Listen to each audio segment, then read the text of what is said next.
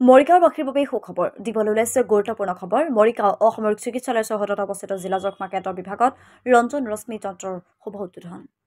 মৰিগাঁও জিলা স্বাস্থ্য সমিতিৰ জৰিয়তে মৰিগাঁও জিলা যক্ষ্মা কেন্দ্ৰত নতুন সংযোজন। আজিৰ পৰা মৰিগাঁও যক্ষ্মা স্বাস্থ্য বিভাগত নতুনকৈ মুকলি হ'ল ৰঞ্জন ৰশ্মি যন্ত্ৰটি। আজি মৰিগাঁও অসামৰিক চিকিৎসালয়ত যক্ষ্মা কেন্দ্ৰ বিভাগত ৰঞ্জন ৰশ্মি যন্ত্ৰ শুভ উদ্বোধন কৰে। এই যন্ত্ৰৰ জৰিয়তে বুকুৰ পৰীক্ষা বিনামূলীয়াকৈ কৰা হ'ব আৰু যক্ষ্মা ৰোগ পৰীক্ষা ক্ষেত্ৰত বিশেষ সহায় হ'ব।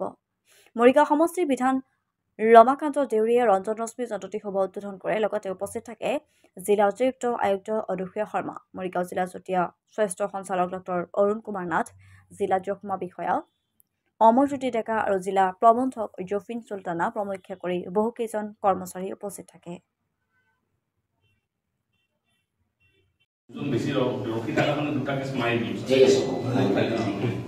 বহুদিনীয়া সমস্যা এটা সমাধান হ'ল।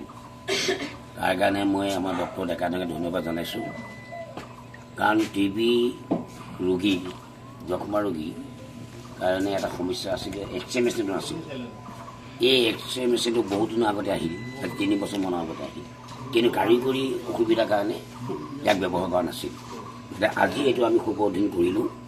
ইয়াৰ জৰিয়তে যিবিলাক যক্ষ্মা ৰোগী আছে সেইসকলে সহজে তেওঁলোকে ইয়াত এক্সৰে কৰিব পাৰিব আৰু বেমাৰটো প্ৰতিৰোধকভাৱে ব্যৱস্থা গ্ৰহণ কৰিব পাৰিব। যিটো সময়ত ভাৰতবৰ্ষৰ প্ৰধানমন্ত্ৰী নৰেন্দ্ৰ মোদী ডাঙৰীয়াই ভাৰতবৰ্ষত যক্ষ্মা ৰোগী মুক্ত কৰিবৰ কাৰণে এটা ব্যৱস্থা গ্ৰহণ কৰিছে। যে এনে এটা সময়ত এনে এটা সন্ধিক্ষণত আমাৰ চিভিলত যিটো অভাৱ আছিল আজি পূৰ্ণ হ'ল। এইকাৰণে ভাৰতবৰ্ষৰ প্ৰধানমন্ত্ৰী আমি ইয়াৰ পৰাই আমি ধন্যবাদ জনাইছোঁ যে সমগ্ৰ 140 কোটি মানুহক যেনেধৰণে তেখেতে বিভিন্ন বিভাগৰ জৰিয়তে ভাৰতখনৰ উন্নতি পথত উন্নতি জখলে আগবাঢ়ি নিবৰ কাৰণে চেষ্টা কৰিছে।